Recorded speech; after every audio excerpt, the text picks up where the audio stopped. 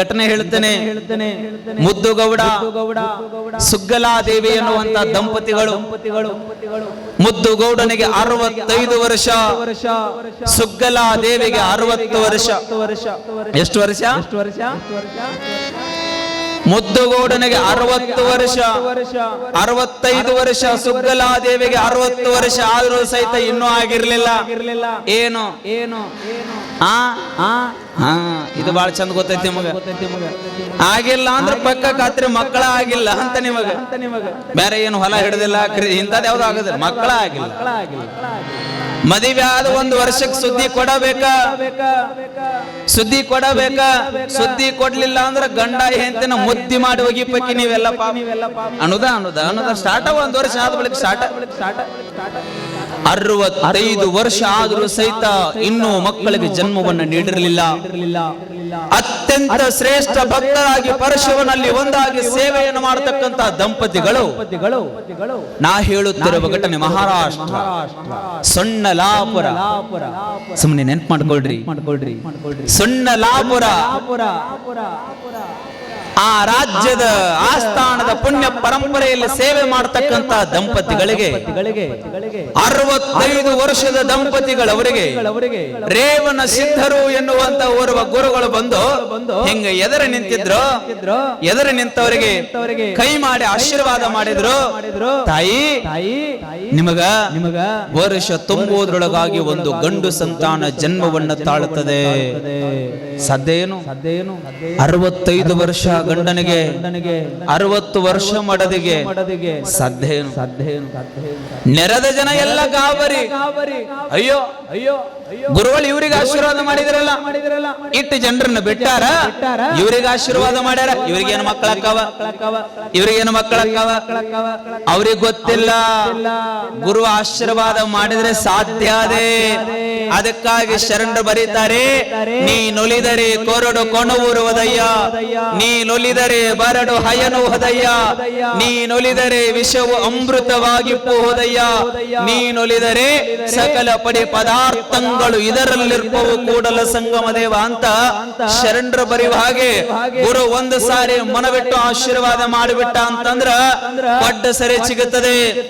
ಕೊಡ್ಡ ಏನು ಬಿದ್ದಿರ್ತೈತಲ್ಲ ನೆಲಕ್ಕ, ಆ ಗಿಡ ಸಿಗುತ್ತದ. ಹಾಲೆಂಡುಲ್ಲ ತಿಳ್ಕೊಂಡು ನೀವೇನು ಹೇಳ್ತಿರಲ್ಲ, ಬರಡಾಗ್ಯದ ಯಾಕಳ ಅಂತ ಹೇಳ್ತಿರಲ್ಲ, ಗುರು ಆಶೀರ್ವಾದ ಮಾಡಿದ ಅಂತಂದ್ರ ಹಾಲು ಕೊಡ್ತದ. ಅಂತ ಶಕ್ತಿ ಗುರುವಿನಲ್ಲಿ ಅದ. ಜನರಿಗೆಲ್ಲ ಆಶ್ಚರ್ಯ, ಇವಕೇನ್ ಹಾಕೋಬಿಡ, ಇವಕೇನ್ ಹಾಕೋಬಿಡ, ಸುಳ್ಳಾಗ್ಲಿಕ್ಕೆ ಸಾಧ್ಯ ಇಲ್ಲ, ಆಗಕ್ ಸಾಧ್ಯ ಇಲ್ಲ.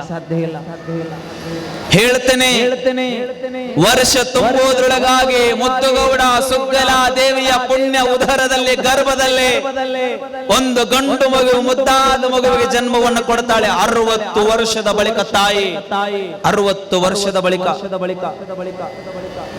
ಹುಟ್ಟದರೆ ಹುಟ್ಟುತ್ತೆ, ಚಲೋ ಕೂಸು ಹುಟ್ಟುತ್ತೇನೋ 60 ವರ್ಷ ಆದ ಬಳಿಕ. ಬುದ್ಧಿ ಮಾಧ್ಯಮ ಮಾತುಗಳು ಬರೋದಿಲ್ಲ, ಹುಚ್ಚುಚ್ಚರಾಕಾರ ಮಾಡಕತ್ತಾನ. ಜನ ಅಂದ್ರು ಅಲ್ರಿ 60 ವರ್ಷ ಆದ ಬಳಿಕ ಮತ್ತೆ ಇಂಥ ಮಕ್ಕಳೇ ಹುಡ್ತಾವ, ಯುವತರಕ್ಕೇನು ಚಲೋ ಮಕ್ಕಳು ಹುಟ್ಟತಾವ ಅಂತ ಜನರ ಬಾಯಿ ಎಲ್ಲ ಆಡಕತ್ತು.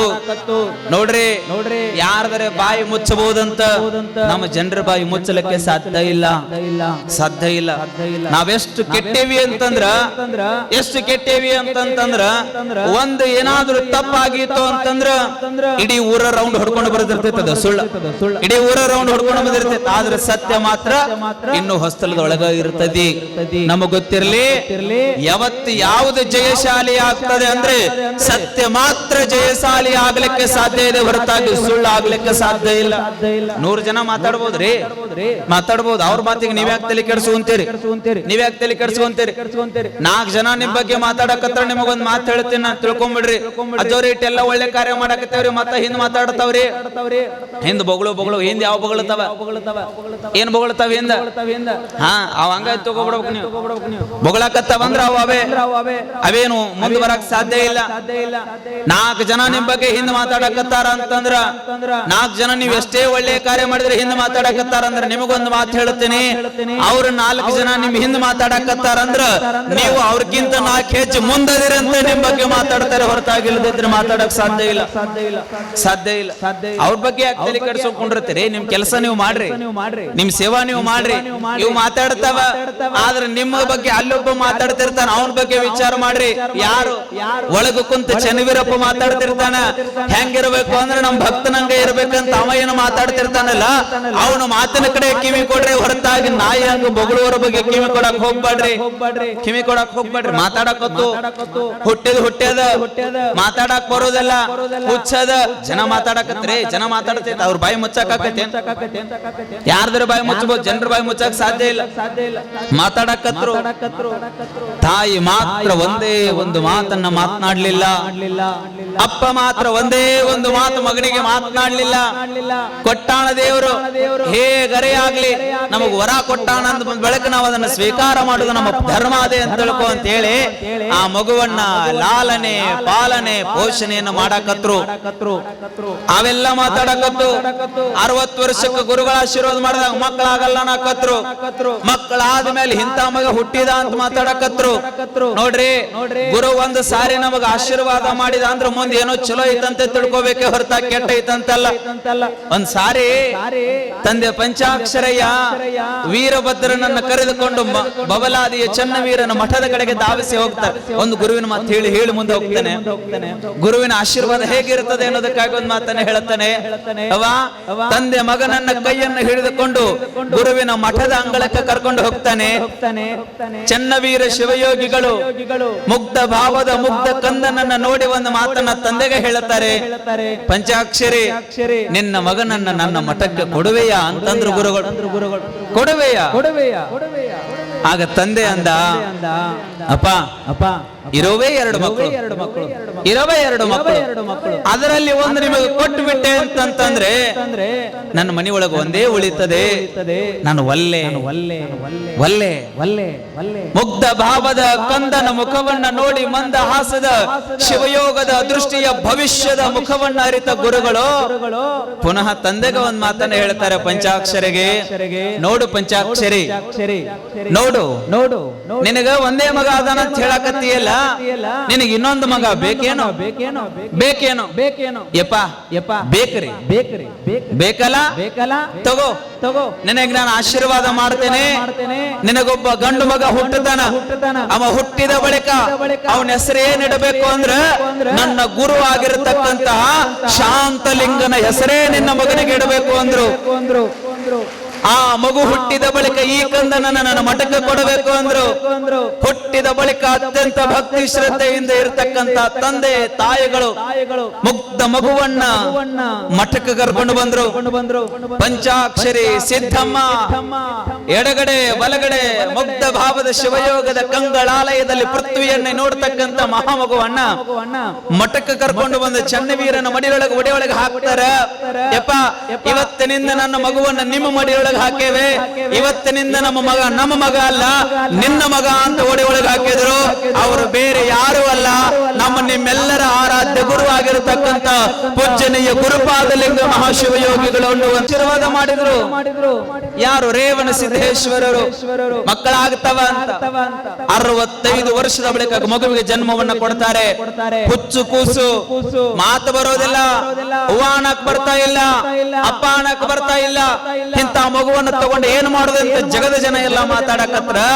ಸುಗ್ಗಲ ದೇವಿ ಗುರುವಿನ ಕೃಪೆ ಅಂತ ತಿಳ್ಕೊಂಡು ಬೆಳೆಸ್ತಾಳ. ಹುಡುಗ ಏನು ಮಾಡ್ತಾನಂದ್ರೆ ಪ್ರತಿದಿನ ದನ ಕಾಯಕ್ ಹೋಗ್ತಾ ಇದ್ದ 12 ವರ್ಷದ ಬಾಲಕ. 12 ವರ್ಷದ ಮಕ್ಕಳು ನಿಮ್ಮ ಮನೆಯೊಳಗೆ ಚೊನ್ನ ಹಾಕೊಳಕ್ ಬರೋದಿಲ್ಲ. ಮನೆಯೊಳಗೆ ಫೋನ್ ಹಿಡ್ಕೊಂಡು ತಿಕ್ಕೊಂತ ಕುಂತಿರ್ತಾವ. ನೀವೆಲ್ಲ ಮಕ್ಕಳ ಭವಿಷ್ಯವನ್ನ ನೀವು ಹಾಳು ಮಾಡ್ತಾ ಇದ್ದೀರಿ. ತರುಣರ ಭವಿಷ್ಯವನ್ನು ಹಾಳು ಮಾಡ್ತಾ ಇದ್ದೀರಿ. ಮಕ್ಕಳ ಭವಿಷ್ಯದ ಕುರಿತು ನೀವು ಯಾರು ಚಿಂತನೆಯನ್ನ ಮಾಡ್ತಾ ಇಲ್ಲ. ಕೈಯೊಳಗೆ ಫೋನ್ ಕೊಡಾಕತ್ತೀರಿ. ಅವ್ನು ನೋಡಿದ್ರೆ ಫೋನ್ ತಿಕ್ಕೊಂತ ಕುಂಡ್ರಾಕತ್ತವ. ತಳಗ ಚಂಡ ಇಟ್ಟು ಅಂದ್ರೆ ಮೇಲೆ ಚಂಡ ಎತ್ತೋದಿಲ್ಲ. ಅಂತ ಪರಿಸ್ಥಿತಿ. ಮಕ್ಕಳ ಕೈಯಲ್ಲಿ ಫೋನ್ಗಳನ್ನು ಕೊಡ್ಲಿಕ್ಕೆ ಹೋಗ್ಬೇಡ್ರಿ. ಶರಣರ ವಚನ ಪುಸ್ತಕಗಳನ್ನ ಮಕ್ಕಳ ಕುರಿತು ಮಕ್ಕಳ ಕೈಯಲ್ಲಿ ನೀವು ಕೊಟ್ಟಿದ್ದೆ ಆದ್ರೆ ನಿಮ್ಮ ಮಕ್ಕಳು ಚನ್ನವೀರ ಶಿವಯೋಗಿಗಳಾಗ್ಲಿಕ್ಕೆ ಸಾಧ್ಯ ಇದೆ. ಇಲ್ಲದ ಇದ್ರೆ ಸಾಧ್ಯ ಇಲ್ಲ. ಬಹುಶಃ ನನ್ನ ಮಾತು ತಪ್ಪು ತಿಳ್ಕೋಬೇಡ್ರಿ. ಭವಿಷ್ಯದ ಕುರಿತು ಹೇಳ್ತಾ ಇದ್ದೇನೆ.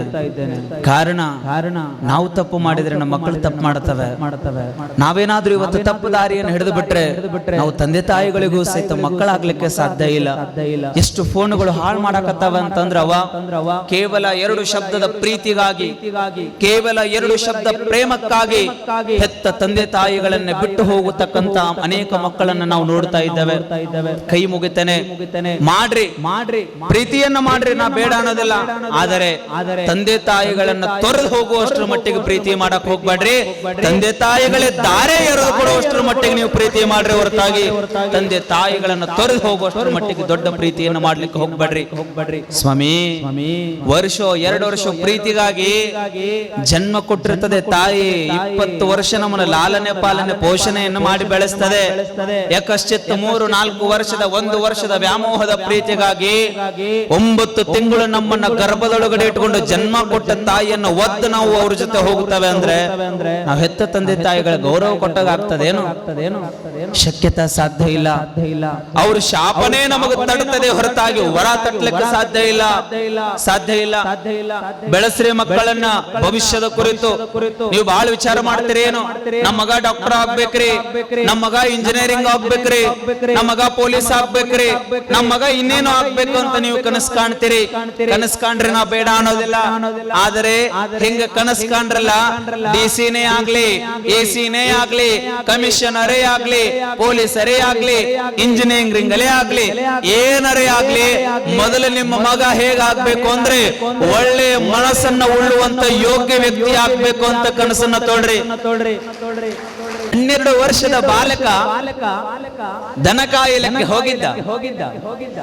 ಮುಗ್ಧ ಬಾಲಕನ ಮುಗ್ಧ ಭಕ್ತಿಗೆ ಒಲಿದ ಶಿವ ಜಂಗಮನಾಗಿ ದರೆಗೆಳೆದು ಬಂದು ಗುಡ್ಡದಲ್ಲಿ ಆ ಮುಗ್ಧ ಬಾಲಕನನ್ನ ಕೂಗಿ ಕರೆದು ಕೇಳುತ್ತಾನೆ, ಕಂದ ಬಾಯಿಲ್ಲಿ. ಮೈ ಮೇಲೆ ರುದ್ರಾಕ್ಷಿ, ಹಣೆ ತುಂಬ ಭಸ್ಮ. ಅದನ್ನ ನೋಡಿರ್ತಕ್ಕಂತ ಮುಗ್ಧ ಬಾಲಕ, ಓ ಯಾರೋ ಜಂಗಮರು ಬಂದಿರಬಹುದು ಅಂತ ತಿಳ್ಕೊಂತ ಹೇಳಿ ತನ್ನ ಹೆಗಲ ಮೇಲೆ ಇರುವ ಕಂಬಳಿಯನ್ನ ಹಾಸಿ ಯಪ್ಪ ಕುತ್ಕೋರಿ ಅಂದ. 12 ವರ್ಷ ಮಾತನಾಡದೆ ಇರತಕ್ಕಂತ ಬಾಲಕ ಜಂಗಮ ಬಂದಾಗ ಯಪ್ಪ ಕುತ್ಕೋರಿ ಅಂದ. ಶಿವನ ವರ ಕರುಣೆಯಲ್ಲೇನು ಕುತ್ಕೋರಿ. ಜಂಗಮ ಕೇಳಿದ, ತಮ್ಮ ಹೊಟ್ಟಿ ಬಹಳ ಹಸಿವಾಗ್ಯದಪ್ಪ, ಏನರೇ ದನ ಕಾಯಕ್ ಬಂದಿಯಲ್ಲ, ಮತ್ತ ಬುತ್ತಿ ಗಿತ್ತಿ ತಂದಿಯೇನು? ಯಪ್ಪ ತಂದಿನ್ರಿ ಅಂದ. 12 ವರ್ಷದ ಬಾಲಕ, ಯಪ್ಪ ತಂದಿನ್ರಿ. ಹಾಗಿದ್ರೆ ನಾನು ಕೊಡ್ತೀಯ, ಹೊಟ್ಟೆ ತುಂಬಾ ಹಸಿವಾಗ್ತಾ ಇದೆ. ಯಪ್ಪ ನೀವು ಉಣ್ರಿ ಅಂತ ತಿಳ್ಕೊ ಅಂತ ಹೇಳಿ ತಾಯಿ ಸುಗ್ಗಲಾ ದೇವಿ ಮಾಡಿಕೊಟ್ಟ ರುಚಿ ರುಚಿಯಾದ ಅಂಬಲಿಯನ್ನ ಹೀಗ ಕೊಟ್ಟ. ಜಂಗಮ ಹೇಳಿದ, ನನಗೆ ಹೊಟ್ಟೆ ತುಂಬಿಲ್ಲಪ್ಪ, ಇನ್ನೊಂದ್ ಸ್ವಲ್ಪ ಇದ್ರೆ ಕೊಡ್ತೀಯೇನು? 12 ವರ್ಷದ ಬಾಲಕ ಕಣ್ಣಲ್ಲಿ ಕಣ್ಣೀರನ್ನ ಹಾಕಿ ಹೇಳುತ್ತಾನೆ, ಯಪ್ಪ ನಮ್ಮವ್ವ ಇಷ್ಟ ಬುದ್ಧಿ ಮಾಡಿ ಕಳಿಸ್ಯಾಳ್ರಿ, ಸ್ವಲ್ಪ ಹೊತ್ತು ನೀವು ಇಲ್ಲೇ ಕುಳ್ಕೊಡ್ತೀರಿ, ಇಲ್ಲೇ ಕುತ್ಕೋರಿ, ನಾ ಮನೆಗೆ ಓಡ್ ಹೋಗಿ ನಮ್ಮ ಅವನ ಕಡೆ ಮಾಡಿಸ್ಕೊಂಡು ಬರ್ತೀನಿ ಅಂತ ದಣಿವನ್ನರಿಯದೆ 12 ವರ್ಷದ ಬಾಲಕ ಮನೆಗೆ ಓಡೋಡಿ ಹೋಗಿ ತಾಯಿ ಯಾವುದೋ ಕೆಲಸದೊಳಗ ಮನೆಯೊಳಗೆ ಬಿಜಿ ಆಗಿದ್ಲು, ಮನೆಯ ಅಂಗಳದೊಳಗೆ ನಿಂತು ಕೂಗುತ್ತಾನೆ, ಅವ್ವಾ ಅಂದ. 12 ವರ್ಷ ಮಾತನಾಡದೆ ಬಾಲಕ 12 ವರ್ಷದ ಬಳಿಕ ಅವ್ವಾ ಅಂದ. ತಾಯಿಗೆ ಆಶ್ಚರ್ಯ, ಮಮತೆಯ ಒಡನಿನಲ್ಲಿ 12 ವರ್ಷದ ಮಾತನಾಡಿದ ಮಗನ ಮಾತುಗಳನ್ನ ಕೇಳಿದ ತಾಯಿ ಕಂಗಳಾಲಯದಲ್ಲಿ ಕಣ್ಣೀರನ್ನು ಹಾಕಿ ಹೊರಗೆ ಓಡಿ ಬರ್ತಾಳ. ಮಗ ಏನು ಬೇಕು ಅಂದ್ಲು. ಹೆಂಗ ಮಾತಾಡಿದಿ, ಎದಕ್ ಮಾತಾಡಕತ್ತಿ ಅಂತ ಕೇಳಲಿಲ್ಲ. ಮಗ ಏನು ಬೇಕು ಅಂತಂದ್ಲು. 12 ವರ್ಷದ ಬಾಲಕ ಹೇಳ್ತಾನೆ, ಅವ್ವ ಗುಡ್ಡದೊಳಗ ಒಬ್ಬ ಜಂಗಮರು ಬಂದಾರ, ಹೊಟ್ಟಿ ಬಹಳ ಹಸಿವಾಗ್ಯದಂತ, ಅವ್ರಿಗೆ ಅಂಬ್ಲಿ ಕೊಟ್ಟಿನಿ, ಇನ್ನೂ ಬೇಕನ್ನಕತ್ತಾರ, ಅವ್ವ ಇನ್ನೊಂದ್ ಸ್ವಲ್ಪ ಅಂಬ್ಲಿ ಮಾಡಿ ಕೊಡ್ತೀಯೇನು? ಸ್ವಾಮಿ ತಾಯಿ ಅಂತಾಳ, ಮಗ ಸ್ವಲ್ಪ ಹೊತ್ತು ಕೂತ್ಕೋ, ನಿನಗೆ ನಾನು ಮಾಡಿ ಕೊಡ್ತೀನಿ ಅಂತ ತಿಳ್ಕೊ ಅಂತ ಹೇಳಿ ರುಚಿಯಾದ ಅಂಬಲಿಯನ್ನ ಮಾಡಿ ಹೇಗೆ ತಂದು ಕೊಟ್ಲು. ಮಗ ತಾಯಿಯನ್ನ ಮಾತಾಡಿಸಲಿಲ್ಲ, ಅಂಬಲಿಯ ಗಡಿಗೆಯನ್ನ ಹಿಡಿದು ಓಡೋದಕ್ಕೆ ಪ್ರಾರಂಭ ಮಾಡಿದ. ಗುಡ್ಡದ ಕಡೆಗೆ ಮುಖ ಮಾಡಿ ಓಡಿದ ಓಡಿದ ಓಡಿದ ಓಡಿ ಹೋಗಿ ನೋಡ್ತಾನ, ಕಂಬಳಿ ಮಾತ್ರ ಹಾಸಿದ್ದು ಹೇಗಿದೆ ಹಾಗೇ ಇದೆ, ಮೇಲೆ ಕುಳಿತ ಜಂಗಮರ ಮಾತ್ರ ಇಲ್ಲೇ ಇಲ್ಲ. ಹುಡುಕ್ಯಾಡಿದ ಮ್ಯಾನೇಜರ್ ಸರ್ ಒಂದ್ 5 ನಿಮಿಷ ಕುಂಡ್ರಿಪ್ಪ. ಹುಡುಕ್ಯಾಡಿದ, ಕರೆದ, ಓ ಕೊಡಕ್ ಇದ್ರ ಬರ್ಬೇಕಲ್ಲ, ಮಲ್ಲಯ್ಯ ಮಲ್ಲಯ್ಯ ಅಂತ. ಮಲ್ಲಯ್ಯ ಇಲ್ಲೇ ಇಲ್ಲ. ಅಲ್ಲೇ ಗುಡ್ಡದ ತಳಗ ಕೆಲವು ಜನ ಶ್ರೀಶೈಲಕ್ಕೆ ಯಾತ್ರೆಯನ್ನ ಮಾಡ್ತಾ ಮಲ್ಲಯ್ಯ ಉಘೆ ಮಲ್ಲಯ್ಯ ಉಘೆ ಅಂತ ತಿಳ್ಕೊಂತ ಹೇಳ್ತಾ ಹೋಗುತ್ತಿರ್ಬೇಕಾದ್ರ 12 ವರ್ಷದ ಬಾಲಕ ಅಂಬಲಿಯನ್ನು ಹಿಡಿದು ಹೋಗಿ ಕೇಳ್ತಾನ, ನಿಮಗ ಮಲ್ಲಯ್ಯ ಗೊತ್ತೇನು? ನಮಗ ಗೊತ್ತಪ್ಪ. ಎಲ್ಲದಾನ ಮಲ್ಲಯ್ಯ? ಶ್ರೀಶೈಲದಾಗದಾನ. ಹೌದೇನು? ನನ್ನ ಕರ್ಕೊಂಡು ಹೋಗಿರೇನು ಅಂದ. 12 ವರ್ಷದ ಬಾಲಕ. ನಡಿ ಹೋಗೋಣ. ಹೊರಟ 12 ವರ್ಷದ ಬಾಲಕ ಸೊಲ್ಲಾಪುರದಿಂದ ಮಾರ್ಗದ ಮುಖೇನವಾಗಿ ಹೊರಟ ಶ್ರೀಶೈಲದ ಕಡೆಗೆ. ನಡಿತಾ ಅದೇನ 1 ದಿನ 2 ದಿನ ಏನೋ ನಮ್ಮಂಗ ನಿಮ್ಮಂಗ ಉಂಡು ಪಟ್ಟಣ ಹೋಗಿ ಮನೆ ಮಕ್ಕೊಂತಿನ ಬಾಜು ಇದ್ದೇನೆ ಶ್ರೀಶೈಲ. ಹೊರಟ 10 ದಿನ 12 ದಿನ 15 ದಿನ ಆಯ್ತು. ಹೋಗಿ ಮುಟ್ಟಿದ ತಕ್ಷಣನೇ ಅಲ್ಲಿದ್ದ ಎಲ್ಲ ಜಂಗಮರು ಹೇಳ್ತಾರ, ನೋಡಪ್ಪ ಬಾಲಕ, ಏನು ಒಳಗ ಗುಡಿ ಐತಲ್ಲ, ಇವನೇ ಮಲ್ಲಯ್ಯ. ಅವ ಅಂತಾನ, ನಾ ಕೇಳಿದ್ದು ಕಲ್ಲು ಮಲ್ಲಯ್ಯನಲ್ಲ, ನನಗ ನಿಜವಾದ ಮಲ್ಲಯ್ಯ ಬೇಕು, ಈ ಮಲ್ಲಯ್ಯ ಅಲ್ಲ ಅಂದವ. ಅಲ್ಲೋ ಇವನ ಸಂಬಂಧ ಅಲ್ಲಿಂದ ನಡ್ಕೊಂತ ಬಂದೇವಿ, ನೀ ನೋಡಿದ್ರೆ ಅಲ್ಲ ನಕತಿಯಲ್ಲೋ, ಮತ್ತೆ ಹೆಂಗ? ಇವ ಅಲ್ಲ, ನನ್ನ ಮಲ್ಲಯ್ಯ ಬ್ಯಾರೆ ಅದಾನ ಅಂತ ತಿಳ್ಕೊ ಅಂತ ಹೇಳಿ ಶ್ರೀಶೈಲದ ಎಲ್ಲ ಗುಡ್ಡುಗಾಡುಗಳಲ್ಲಿ ಕೂಗಿದ, ಚೀರಿದ, ಕರೆದ, ಮಲ್ಲಯ್ಯ ನೀನು ಬಂದು ಅಂಬಲಿಯನ್ನುಂಡರೆ ಈ ಭೂಮಿಯಲ್ಲಿ ನಾನು ಉಳಿವೆ, ನೀನು ಅಂಬಲಿಯನ್ನ ಉಣ್ಣದೆ ಹೋದರೆ ಈ ಭೂಮಿಯನ್ನ ಬಿಟ್ಟು ನಾನೂ ನಿನ್ನಡಿಗೆ ಬರುವೆ ಅಂದ. ನಾನು ನಿನ್ನಡಿಗೆ ಹೇಳುತ್ತೇನೆ ನಿಮಗ, ಎಷ್ಟು ಕೂಗಿದರು ಕರೆದರೂ ಬರಲಿಲ್ಲ. ಕೊನೆಗೆ ಅಲ್ಲೇ ಇರುವ ಕಮರಿಯ ಕೊಳ್ಳ. ನೀವು ಎಷ್ಟು ಜನ ಶ್ರೀಶೈಲಕ್ಕೆ ಹೋಗಿರಿ? ಕೈ ಎತ್ತು ನೋಡೋಣ. ಹೋಗಿರಿ ಗೋಡಿ. ಆ ಶ್ರೀಶೈಲದೊಳಗ ಕಮರಿಯ ಕೊಳ್ಳ ಅಂತ ಬಹಳ ದೊಡ್ಡ ಕೊಳ್ಳ. ಅಲ್ಲಿಂದ ಏನಾರ ಪಾತಾಳಕ್ಕೆ ಜಗದ್ ಬಿಟ್ರ ಗ ನಡಿ ನಮ್ಮ ಯಾತ್ರನ ಹಚ್ಚುದ ಹಲಗಿನ ಹೇಳುತ್ತೀನಿ.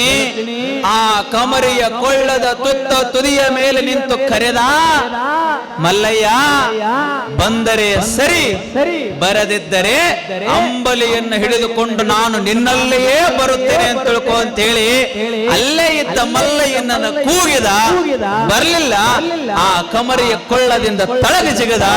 ತಗಳ ಜಿಗಿಯುವುದಷ್ಟೇ ತಡ, ಸಾಕ್ಷಾತ್ ಶಿವನೇ ಬಂದು ಆ ಮುಗ್ಧ ಬಾಲಕನ ಕೈ ಹಿಡಿದು ಎತ್ತಿ ಮೇಲೆ ಬಂದು ಅಲ್ಲಿ ಕೂತ್ಕೊಂಡು ಮುಗ್ಧ ಬಾಲಕನನ್ನ ತೊಡೆಯ ಮೇಲೆ ಕುಂಡ್ರಿಸಿಕೊಂಡು ಮುಗ್ಧ ಬಾಲಕ ಒಂದು ಮಾತನ್ನ ಕೇಳುತ್ತಾನ, ಯಪ್ಪ ಮಲ್ಲಯ್ಯ 15 ದಿನ ಆಯ್ತು ಯಪ್ಪ, ಹೊಟ್ಟೆ ಹಸದ ಅನಾಕತ್ತಿದ್ದಿ ಯಪ್ಪ, ನಮ್ಮವ್ವ ಅಂಬಲಿ ಮಾಡಿ ಕಳಿಸಾಳು ಯಪ್ಪ, ಎಲ್ಲಿ ಹೋಗಿದ್ಯೋ ನನ್ನಪ್ಪ, ನಿನ್ನ ಸಂಬಂಧ ಎಲ್ಲ ಹುಡುಕಾಡಕತ್ತೀನಿ, ಮೊದಲು ಬಿಡು, ಮೊದಲು ನೀ ಅಂಬಲಿ ಉಣ್ಣು ಅಂದ ಹುಡುಗ. 12 ವರ್ಷದ ಬಾಲಕ ಅಂಬಲಿ ಉಣ್ಣು ಯವಾ 12 ದಿನ 13 ದಿನ ಅಂಬಲಿ ಉಳಿಯಲಿಕ್ಕೆ ಸಾಧ್ಯ ಏನು? ನೀವು ಮಾಡಿದ ಅನ್ನ 1 ದಿನ 2 ದಿನಕ್ಕೆ ಹಳಿಸಿ ಹೋಗುತ್ತದೆ, ನೀವು ಮಾಡಿದ ಅಂಬಲಿ 2-3 ದಿನಕ್ಕೆ ಹಳಿಸಿ ಹೋಗುತ್ತದೆ. 15 ದಿನವಾದರೂ ಸಹಿತ ಸುಗ್ಗಲಾದೇವಿ ಮಾಡಿಕೊಟ್ಟ ಗಡಗಿ ಅಂಬಲಿ ಇನ್ನೂ ಸುಡಾಕತ್ತಿತ್ತಂತ. ಮಲ್ಲಯ್ಯನಿಗೆ ಮುಗ್ಧ ಬಾಲಕ ಹೇಳುತ್ತಾನ, ಯಪ್ಪ ಎಷ್ಟು ದಿನ ಆಯ್ತು ಏನೋ ಉಂಡೋ ಮಾರಯ್ಯ, ಮೊದಲು ಹೊಟ್ಟೆ ತುಂಬ ಉಣ್ಣು ಅಂತ. ಅದೇ ಮುಗ್ಧ ಬಾಲಕ ತನ್ನ ಕೊಂಚು ಕೈಗಳಿಂದ ಶಿವನಿಗೆ ತುತ್ತು ಮಾಡಿ ಉಣಿಸಿದ.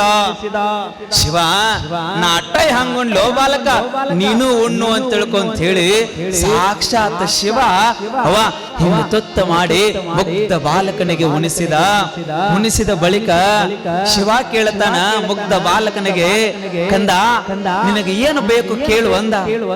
ಏನು ಬೇಕು ಕೇಳು, 2 ವರ ನಿನಗೆ ಆಶೀರ್ವಾದ ಮಾಡ್ತೀನಿ ಅಂದ್ರ ಏನ ಕೇಳಿರಬಹುದು ಆ ಬಾಲಕ. ನಾವು ನೀವಾದ್ರೂ ಒಂದು ವಸ್ತುವನ್ನ ಕೇಳಬಲ್ಲೆವು. ಏನು? ಹಣ ಕೊಡು, ಬಂಗಾರ ಕೊಡು, ಆಯುಷ್ಯ ಕೊಡು, ಏನಾದ್ರೂ ನಮ್ಮನ್ನ ಪ್ರಧಾನಿ ಮಾಡುವಂತ ನಾವು ಕೇಳಬಹುದೇ ಹೊರತಾಗಿ ಇದನ್ನ ಹೊರತುಪಡಿಸಿ ನಾವು ಯಾರು ದೇವರನ್ನ ಕೇಳಲಿಕ್ಕೆ ಸಾಧ್ಯ ಇಲ್ಲ. ಅಲ್ಲಿ ತೊಡೆಯ ಮೇಲೆ ಕುಳಿತ ಬಾಲಕ ಶಿವನ ಮುಖವನ್ನ ನೋಡಿ ಕೇಳ್ತಾನ, ನಿನಗ 3ನೇ ಕಣ್ಣೈತಲ್ಲ, ಆ ಕಣ್ಣು ನನಗೆ ಬೇಕು ಅಂದ. ಶಿವ ಅಂದ, ಆಯ್ತಪ್ಪ, ನಿನ್ನ ಭಕ್ತಿಗೆ ಒಲಿದೀನಿ ಅಂದ ಒಳಗೆ ನಿನಗೆ ನಾ ಆಶೀರ್ವಾದ ಮಾಡ್ತೀನಿ, ತಗೋ ನಾನು 3ನೇ ಕಣ್ಣು ನಿನಗೆ ಕೊಡ್ತೀನಿ ಅಂತ ಶಿವನ 3ನೇ ಕಣ್ಣನ್ನ ಕೊಟ್ಟು ಬಿಟ್ಟ. ಇನ್ನೊಂದೇನು ಬೇಕು, ಇನ್ನೊಂದೇನು ಬೇಕು ಅಂದಾಗ ಹೇಳ್ತಾನ ಬಾಲಕ, ನೋಡು ನೋಡು ನಂದು ಸೊನ್ನಲಾಪುರ, ನಿಂದು ಶ್ರೀಶೈಲ. ನೀ ಬರೀ ಶ್ರೀಶೈಲದಾಗ ಇರುವಂಗಿಲ್ಲ. ನನಗೆ 2ನೇ ವರ ಏನು ಬೇಕು ಅಂತ ಕೇಳಾಕತ್ತೀಯಲ್ಲ, ನಿಂದು ಹೆಂಗ ಇಲ್ಲಿ ಜಾತ್ರೆ ನಡೀತದೆ, ಜಾತ್ರೆ ನಡೆದಾಗ ನೀ ಹೆಂಗ ಆನಂದದಿಂದ ಜನರನ್ನ ನೋಡ್ತೀಯಲ್ಲ, ಸೊಲ್ಲಾಪುರದೊಳಗ ಹಂಗ ಜಾತ್ರೆ ನಡೀಬೇಕು. ಆ ಜಾತ್ರೆ ನಡೆದಾಗ ಸೊಲ್ಲಾಪುರದೊಳಗೆ ನೀನೇ ಇರಬೇಕು ಅಂತ 2ನೇ ವರವನ್ನ ಕೇಳಿದ. ಸಾಮಾನ್ಯ ಏನು, ನೀನು ಸದಾಕಾಲ ನನ್ನ ಕ್ಷೇತ್ರದೊಳಗೆ ಇದ್ದು ಆಶೀರ್ವಾದ ಮಾಡಬೇಕು ಅಂತ ಕೇಳಿದ. ಶಿವ ಅಂದ, ಆಗ್ಲಿಪ್ಪ, ನೀನು ಕರ್ಮಯೋಗಿಯಾಗಿ ಶಿವಯೋಗಿಯಾಗಿ ಮೆರಿ ಸೊನ್ನಲಾಪುರದೊಳಗ ಇವತ್ತು ಸೊಲ್ಲಾಪುರ, ಅದು ಮೊದಲು ಸೊನ್ನಲಾಪುರ, ಇಂದು ಸೊಲ್ಲಾಪುರದೊಳಗ ದೇವರಾಗಿ ನೀನು ಮೆರಿತೀಯ, ಯೋಗಿಯಾಗಿ ನೀನು ಮೆರಿತೀಯ, ಕರ್ಮಯೋಗಿಯಾಗಿ ನೀನು ಮೆರಿತೀಯ ಅಂತ ಆಶೀರ್ವಾದ ಮಾಡಿದ. ಆ ಬಾಲಕ ಬೇರೆ ಯಾರು ಅಲ್ಲ, ಶಿವಯೋಗಿ ಸಿದ್ದರಾಮರು. ನಾವು ಹೆಂಗ್ ಮಾಡ್ತೇವೆ? ಹೇಳಿದ್ದಷ್ಟೇ ತಡ ಏನು ಮಾಡಿಬಿಡ್ತೇವೆ? ಪತ್ರೆ ತಗೊಂಡು ಬರಾಕ್ ಹೋಗ್ತೇವೆ, ಹೆಂಗ ತಗೊಂಡು ಬರ್ತೇವೆ? ಗಿಡದ ಅರ್ಧ ಚೆಂಡ ಕಡ್ಕೊಂಡು ಬರ್ತೇವೆ, ಮನೆಗೆ ಕರ್ಕೊಂಡು ಬರ್ತೇವೆ. ಹಂಗಲ್ಲ. ಭಕ್ತನಾಗಲಕ್ಕೂ ಸಹಿತ ಅನೇಕ ಹಂತಗಳಿದ್ದಾವೆ. ಅದರ ಬಗ್ಗೆ ವಿವರಣೆ ಮಾಡ್ತಾ ಹೋದ್ರೆ ಷಡಸ್ಥಲಗಳ ಬಗ್ಗೆ, ಅಷ್ಟಾವರಣಗಳ ಬಗ್ಗೆ, ಪಂಚಾಚಾರಗಳ ಬಗ್ಗೆ ತಿಂಗಳಗಟ್ಟಲೆ ನಡೀತದೆ, ತಿಂಗಳ ಬೇಕಾಗ್ತದೆ. ಪರವಾಗಿಲ್ಲ. ಶೂನ್ಯ ಪೀಠದ ಪರಿಕಲ್ಪನೆಯನ್ನ ತಾವೆಲ್ಲರೂ ನಿನ್ನೆಯ ದಿನ ನೋಡಿದ್ದೀರಿ, ಕಣ್ಣು ತುಂಬಿಕೊಂಡಿದ್ದೀರಿ. ಭಕ್ತಿ ಪರವಶರಾಗಿ ಆನಂದದಿಂದ ಕೈ ಮುಗಿದು ಪರಮಾರಾಧ್ಯ ಗುರುವಿನ ದರ್ಶನವನ್ನ ತಾವೆಲ್ಲರೂ ಪಡೆದುಕೊಂಡಿದ್ದೀರಿ. ಒಂದು ಘಟನೆಯನ್ನ ಹೇಳಿ ಸುಮ್ಮನೆ ಮೆಲ್ಲಕ್ಕೆ ಹೋಗ್ತಾನೆ, ಮುಂದೆ ಧಾವಿಸಿ ಹೆಜ್ಜೆಯನ್ನ ಹಾಕ್ತಾನೆ. ಕಾರಣ ಸಮಯ ಇಲ್ಲ. ವಿಷಯ ಬಹುತ್ ಬಡಾ ಹೈ, ಸಮಯ ಛೋಟಾ ಹೈ. ಸಮಯ ಮಾತ್ರ ಕಡಿಮೆ ಇದೆ, ವಿಷಯ ಬಹಳಷ್ಟು ಇದೆ. ಹಾಯ್ ಬಾಯ್ ಅಂತ ಚಾಟ್ ಮಾಡ್ಕೊಂತ ಗಾಡಿಗೆ ಹಾಕೊಂತ ಹೊಂಟೇವಿ. ಇದು ಇವತ್ತಿನ ಪ್ರಪಂಚದ ಜೀವನ. ನಾವೆಲ್ಲ ಸತ್ಯದ ಪರಿಕಲ್ಪನೆ ವಿಚಾರವನ್ನು ಚಿಂತನೆ ಮಾಡಬೇಕು. ಏನಿದು ಚಿಂತನೆ? ಸುಮ್ಮನೆ ಏನು ಜೀವನ ಅಂದ್ರೆ, ಭಗವಂತ ಈ ಭೂಮಿ ಮೇಲೆ ನಮ್ಮನ್ನು ಹುಡಿಸ್ಯಾನ ಅಂದ ಬಳಿಕ 4 ಒಳ್ಳೆ ಕೆಲಸವನ್ನ ಮಾಡಬೇಕಾಗ್ತದೆ, ಪುಣ್ಯದ ಕಾರ್ಯವನ್ನು ಮಾಡಬೇಕಾಗ್ತದೆ. ಅಂದಾಗ ಮಾತ್ರ ಸ್ವರ್ಗದ ಬಾಗಿಲನ ತಂಟೆಗೆ ಅಂಚೆಗೆ ಹೋಗಿ ನಾವು ಮುಡ್ತೇವೆ ಹೊರತಾಗಿ ಇಲ್ಲ ಇದ್ದರೆ ಮುಟ್ಟಲಿಕ್ಕೆ ಸಾಧ್ಯ ಇಲ್ಲ. ಇದಕ್ಕೆ ಯಾಕೆ ಚಪ್ಪಳೆ ಹೊಡೆದ್ರಿ? ಸ್ವರ್ಗ ಅಂದಗಳೇನು ಖುಷಿ ನಿಮಗ? ಸ್ವರ್ಗಕ್ಕೆ ಹೋಗ್ಬೇಕಂದ್ರೆ ಚಪ್ಪಾಳೆ ಹೊಡೆದು ಬಿಟ್ರೆ, ಪುರಾಣ ಕೇಳಿದ್ರೆ ಸ್ವರ್ಗಕ್ಕೆ ಹೋಗಕ್ಕೆ ಸಾಧ್ಯ ಇಲ್ಲ. ನಮ್ಮಿಂದ ಒಳ್ಳೆ ಕಾರ್ಯಗಳು ಆಗ್ಬೇಕಲ್ಲ. ನೋಡ್ರಿ, ಯಾಕೆ ಮಹಾತ್ಮರ ದೇವರನಿಸ್ಕೊಂಡ್ರು? ಯಾಕೆ ಚನ್ನವೀರ ಶಿವಗಳು ದೇವರಾಗಿ ಕುಳಿತುಕೊಂಡು ನಮಗೆಲ್ಲರಿಗೂ ಆಶೀರ್ವಾದ ಮಾಡಕತ್ರು? 900 ವರ್ಷ ಆಯ್ತು ಬಸವಣ್ಣ ನಿಮ್ಮೆಲ್ಲರನ್ನ ಬಿಟ್ಟು ಹೋಗಿ. ಆದ್ರೂ ಗುರುವಾಗಿ ಕುಳಿತುಕೊಂಡ ಕೇವಲ ಕನ್ನಡ ನಾಡಿನಲ್ಲಿ ಅಲ್ಲ, ವಿದೇಶ ಥೇಮ್ಸ್ ನದಿಯ ತಟದಲ್ಲಿ ಹೋಗಿ ಬಸವಣ್ಣನ ಪುತ್ಥಳಿ ಅನಾವರಣ ಆಗುತ್ತದೆ. ಜಗತ್ತಿನ ಮೂಲೆ ಮೂಲೆಗಳಲ್ಲಿ, ವಿಶ್ವದ ಎಲ್ಲ ದೇಶಗಳಲ್ಲಿ ಬಸವಣ್ಣನ ಕುರಿತು ಚಿಂತನೆ ನಡೀತದೆ. ಅಪ್ಪೋರೆ, ಕನ್ನಡ ನಾಡಿನಲ್ಲಿ ಹುಟ್ಟಿರ್ತಕ್ಕಂಥ ಒಬ್ಬ ಬಸವಣ್ಣ ಇಡೀ ಜಗತ್ತನ್ನೇ ಆಳಬಲ್ಲ ಅಂತಂದ್ರೆ ನಾವು ಆಳಕ್ ಬರೋದಿಲ್ಲೇನಂತ ನೀವು ಪ್ರಶ್ನೆ ಮಾಡಿದ್ರ, ನೀವು ಸಹಿತ ಆಳಬಹುದು, ಈ ಜಗತ್ತನ್ನ ಕಟ್ಟಬಹುದು. ಯಾವುದರಿಂದ ಈ ಜಗತ್ತನ್ನ ಕಟ್ಟಲಿಕ್ಕೆ ಸಾಧ್ಯ ಸಾಧ್ಯ ಇದೆ ಅಂತಂದ್ರೆ ದ್ವೇಷದಿಂದ ಈ ಜಗತ್ತನ್ನ ಕಟ್ಟಲಿಕ್ಕೆ ಸಾಧ್ಯ ಇಲ್ಲ.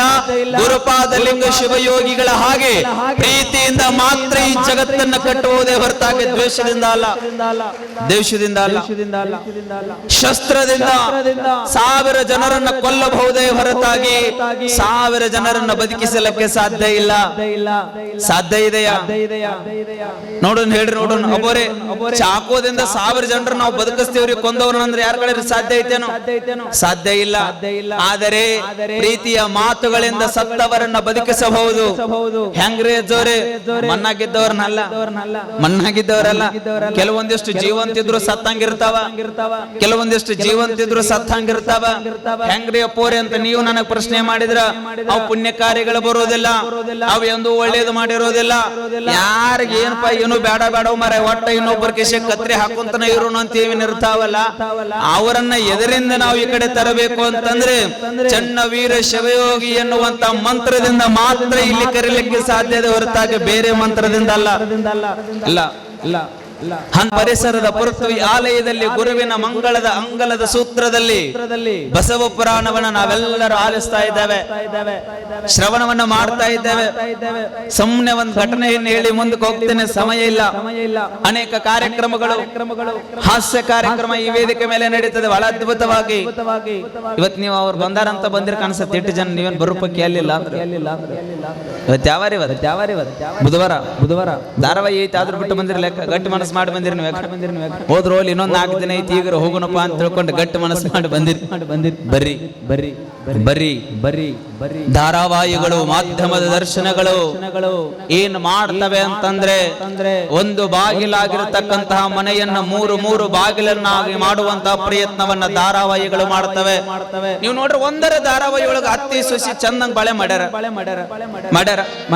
8 ಜನ ಧಾರಾವಾಹಿ ನೋಡ್ತೀರಿ, ಕೈ ಎತ್ತಿ ಹೇಳ್ರಿ ಅಪ್ಪೋರೆ, ಒಂದು ಧಾರಾವಾಹಿ ಒಳಗೆ ಬಹಳ ಅತ್ತಿ ಸೊಸಿ ಅಣ್ಣೋಣ್ಯದಿಂದ ಅದಾರ್ರಿ. ಆದ್ರೂ ಮತ್ತ ಅದನ್ನ ನೋಡ್ತಿರಲ್ಲ ನೀವು, ಜಗಳ ಹಚ್ಚುದ ಅದ್ರೊಳಗೆ ಮಜಾ ಇರ್ತೈತೆ ನಿಮಗ. ಸೊಸಿ ಹೆಂಗ ಅತ್ತಿನ ಬೈಬೇಕು, ಹೆಂಗ ಸೊಸಿನ ಬೈಬೇಕು.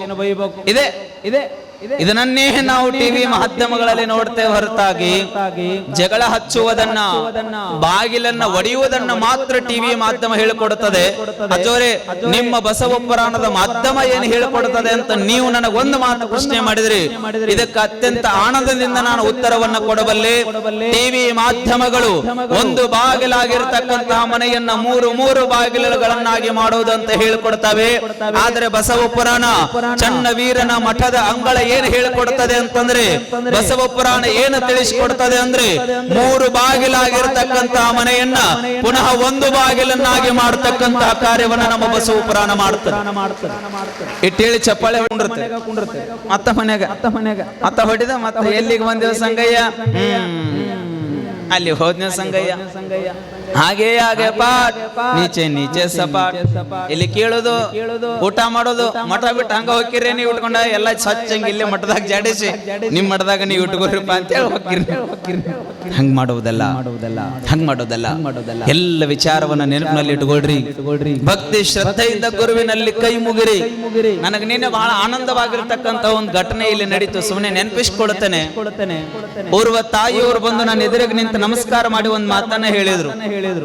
ಏನ್ ಹೇಳಿದ್ರು ಅಂತಂದ್ರೆ, ಬುದ್ಧಿ ಅಂತಂದ್ರು. ಅಮ್ಮ ಏನ್ ಹೇಳ್ರಿ ಅಪ್ಪೋರೆ, ನೀವು ನಮ್ಮ ಮಠದಲ್ಲಿ ಒಂದು ದಿನ ಕಣ್ಣೀರನ್ನ ಹಾಕಿದ್ದೀರಿ, ಆದರೆ ಇಂದಿನಿಂದ ನೀವು ಯಾವುದೇ ಕಾರಣಕ್ಕೂ ಕಣ್ಣೀರನ್ನ ಹಾಕಬಾರದು ಅನ್ನುವಂತ ಒಂದು ಮಾತನ್ನ ಹೇಳಿ ಆ ತಾಯಿ ಒಂದು ಮಾತನ್ನ ಹೇಳ್ತಾಳೆ. ನೀವು ಆನಂದದಿಂದ ಕಣ್ಣೀರು ಹಾಕಿದ್ದೀರಿ, ನಿಜ ನಾವು ಒಪ್ಪಿಕೊಳ್ಳುತ್ತೇವೆ. ಆದರೆ ನಮ್ಮ ಮಠದಲ್ಲಿ ನೀವು ಇವತ್ತಿನಿಂದ ರಾಜನಾಗಿ ದೇವರಾಗಿ ಬೆರೀತೀರಿ, ಇವತ್ತಿನಿಂದ ನೀವು ಕಣ್ಣೀರನ್ನ ಹಾಕಬಾರ್ರಿ ಅಂತ ಅಭಿಮಾನದಿಂದ ಮಾತುಗಳನ್ನ ಹೇಳ್ತಾರೆ. ಅಂತಂದ್ರೆ ಇದನ್ನು ಹೊರತುಪಡಿಸಿ ಇನ್ನೇನು ಬೇಕಾಗಿಲ್ಲ. ಸನ್ಯಾಸಿಗಳಿಗೆ ನೀವು ಹಣ ಕೊಡೋದ ಅವಶ್ಯಕತೆ ಇಲ್ಲ, ಬಂಗಾರ ಕೊಡೋದ ಅವಶ್ಯಕತೆ ಇಲ್ಲ. ಗುರುಪಾದ ಲಿಂಗ ಶಿವಯೋಗಿಗಳ ತೆರೆ ಮೇಲೆ ಬಂಗಾರದ ಕಿರೀಟ ಇಡುವುದ ಅವಶ್ಯಕತೆ ಇಲ್ಲ. ಗುರುಪಾದ ಲಿಂಗ ಶಿವಯೋಗಿಗಳ ಹೆಜ್ಜೆಯಿಂದ ಭಕ್ತರ ಹೆಜ್ಜೆ ಒಂದು ಹಿಂದೆ ಬಿಟ್ರೆ ಸಾಕು, ಎಲ್ಲವನ್ನ ಮಾಡಬಲ್ಲ ಒಬ್ಬ ಗುರುನಾಥ, ಒಬ್ಬ ಸದ್ಗುರುನಾಥ ಮಾಡಬಲ್ಲ. ಏನ್ ಬೇಕಾದ